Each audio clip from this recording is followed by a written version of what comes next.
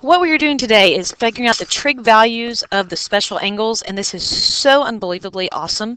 You guys do not know how smart you are and what you already know. And so really what we're doing today is we are combining two lessons and going, holy cow, look what I actually know. So let's remember what we've already done. Okay, write the ratio. When we did SOHCAHTOA, if we were doing in terms of x, y, and r, so looking at this picture right here, if I did sine is opposite over hypotenuse, of course you'd say that would be y over r. Cosine would be adjacent over hypotenuse, and tangent is opposite over adjacent. We've done that, and we know we have memorized, or hopefully you have memorized, the reciprocal functions. So we know that cosecant is the flip of sine. So I'm just going to take all of these and flip them, and we know that already. Now here's the cool part. So what if the radius is 1?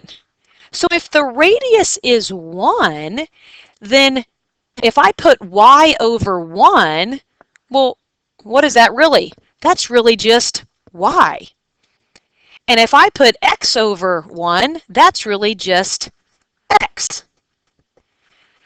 So, oh my gosh. So you're telling me when you memorized those coordinates yesterday, okay, what you are memorizing, do you understand that the x that you memorized is the cosine of theta and the y is the sine of theta?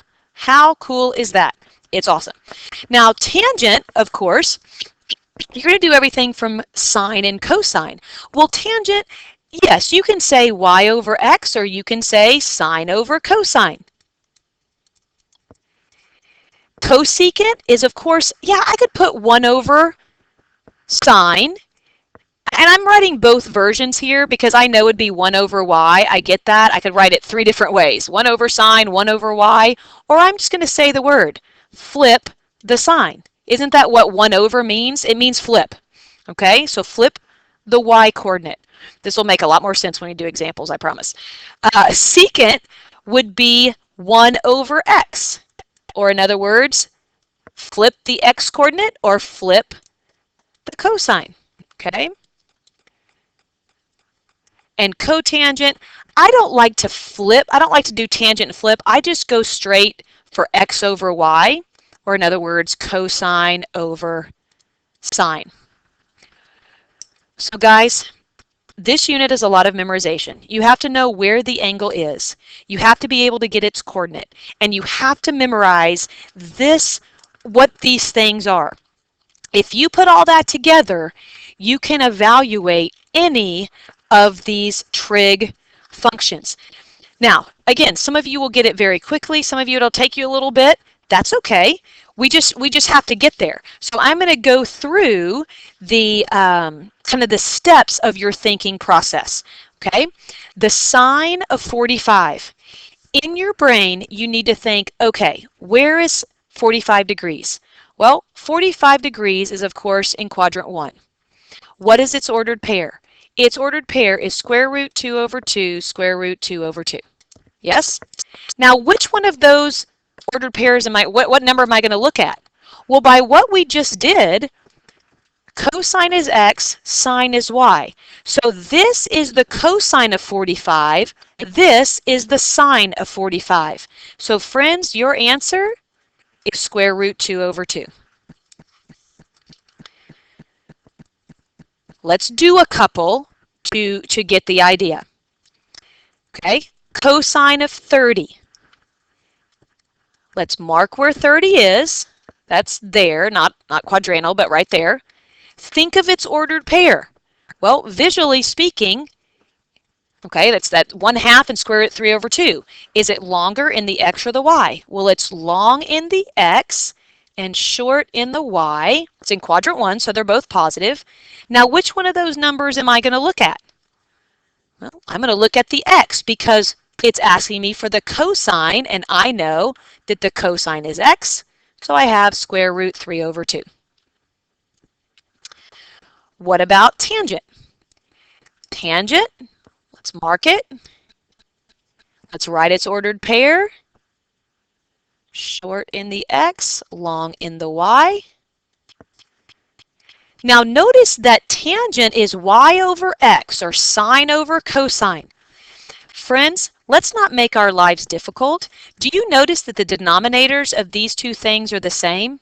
So when I say divide them, if their denominators are the same, cover them up.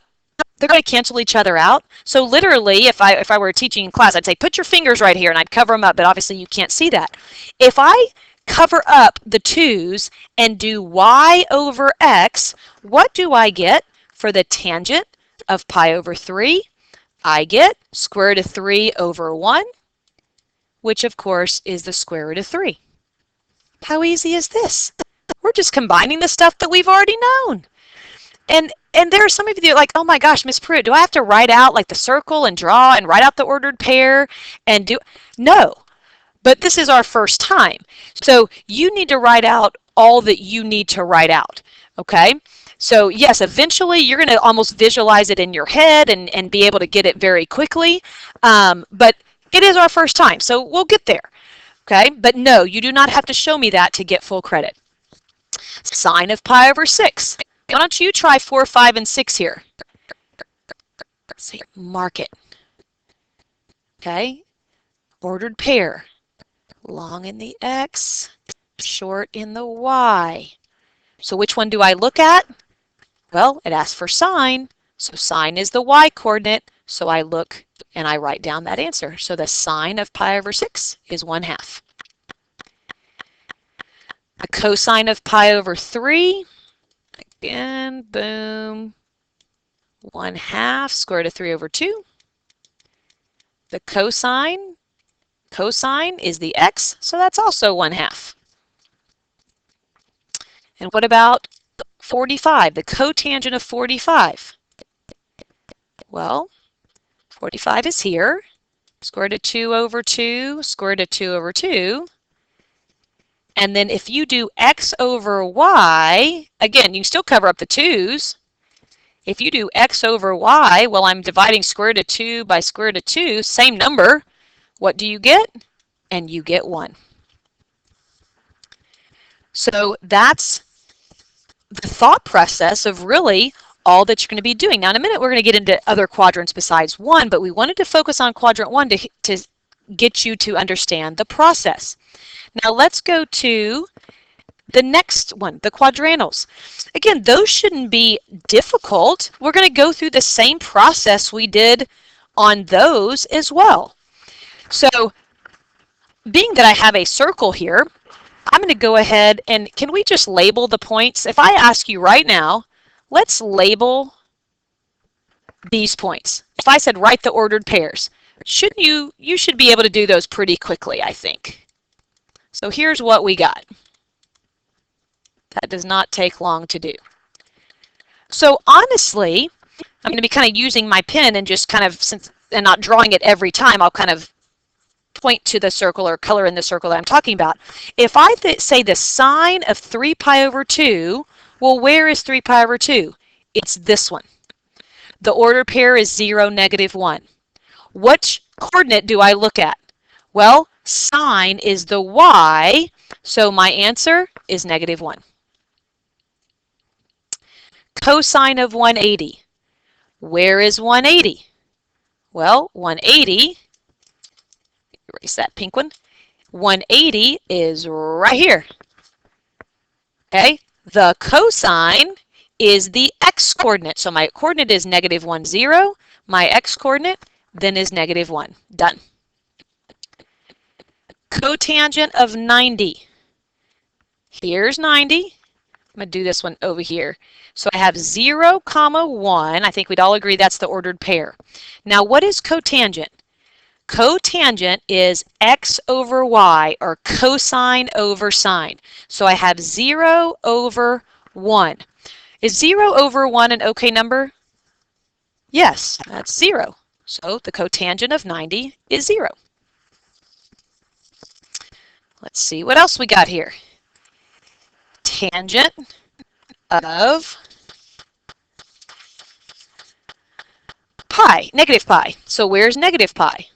Well, negative pi is actually this same spot right here at negative 1, 0. So the ordered pair is negative 1, 0. What is tangent? Well, that's 0 over negative 1. Y over x. So that's 0 as well. Let's see if we can do the last two. We have sine of pi over 2. So that's here. And so see if you can get those last. Okay, so what do we got here? What do we got? We have the sine of pi over 2. Here's our ordered pair. Sine is 1. Cosine of 2 pi. Well, here's our ordered pair. 1, 0. The cosine is the x. Now, I want to add one more in because I think it's a good one. Is what happens if I ask you for the secant,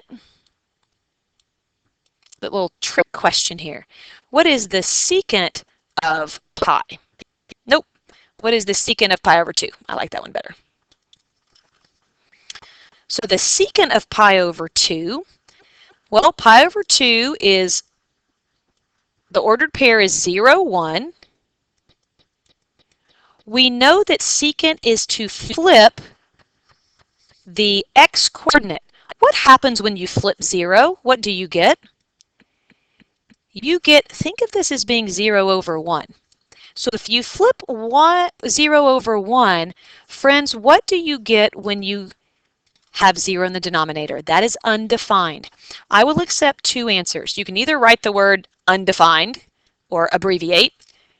Most people don't like to write that because it's so long. You can do this, but man, your zeros and your undefined need to be very, very clear. If I have to guess if it's a 0 and undefined, then I'm probably going to count it wrong. So just make sure you're very clear with that. I mean, even if you put undefined, I mean, if you put UND, I would know what you mean. So make sure that you're making it very, very clear to me. So make sure you remember that 0 over 1 is 0. Really 0 over any non-zero number down here is 0. But if you have 0 in the denominator and you have non-zero on top, that is undefined. Okay, so let's put it together. So really, with the thoughts that you've been doing, hopefully, why don't you try A through H and see how you do on that. So stop the video, try those, and then come back. Okay? So here we go. The sine of 30. Nice that we have circles already there. So here's 30. Think of the ordered pair. Long in the x, short in the y. And the sine is asking for the y coordinate. And so my answer is 1/2. For cosine of pi over 4, again, some people are like, I don't even have to mark it. I know it's a pi over 4. I know the ordered pair. It's the same x and y. And so I know that the answer is going to be square root of 2 over 2.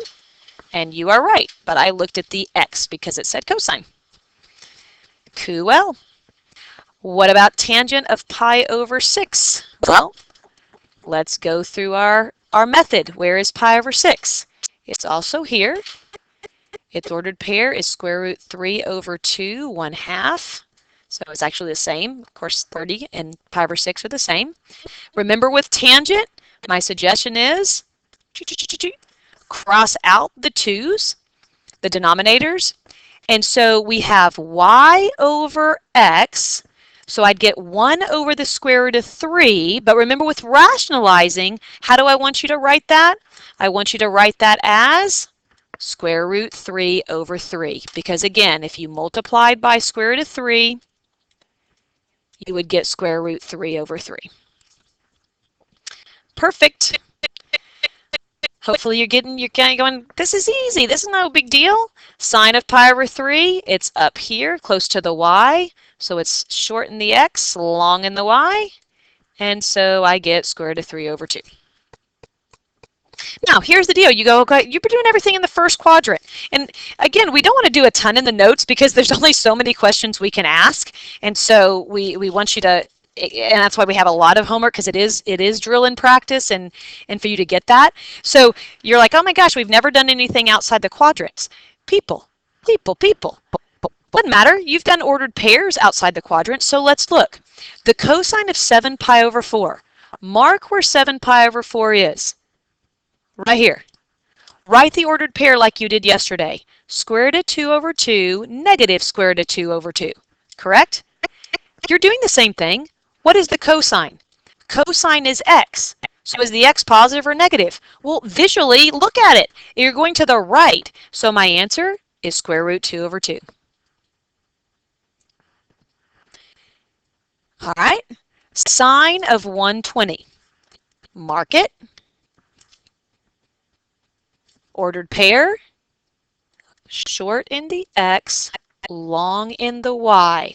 Notice that I did a negative x and a positive y. Is the sine of 120 positive or negative? It's positive. It's the y value. Y's are, you're going up. So it's going to be positive square root 3 over 2. Where's negative 120? Well, negative 120, again, you can either do the plus 360, or you just go in a clockwise manner, 120. What's his ordered pair? His ordered pair is negative 1/2 negative square root 3 over 2. The sign is the y. Do you see that I'm going down? So yes, you can get negative answers for the sine and cosine, and you will if you're out. I'm not saying you always will if you're outside of quadrant 1, but you certainly have the potential of getting a negative answer when you're outside of quadrant 1. What about cosine of negative 3 pi over 4? Pi over 4 is I just count. So negative pi over 4 would be there. Negative 3 pi over 4 would be there. The ordered pair is negative square root 2 over 2, negative square root 2 over 2. It's asking me for the x coordinate. So there you go. So that's what you'll be doing in your homework, and that's what I want you to kind of see. Again, you are going outside of the quadrants, and not just in quadrant 1. And just remember, when you flip a number, do you change the sign? So in other words, I'm asking you this question. If this question, let's just do this one. I think it's a good one to do. If I ask you the cosecant of negative 120, okay, well, we know that the sine of 120, negative 120, is negative square root 3 over 2. If I say take the reciprocal, remember the reciprocal doesn't mean change the sign. So if sine is negative, then cosecant of that same angle is also going to be negative. So you're going to have negative 2 over the square root of 3. Now let's think about what that would be rationalized.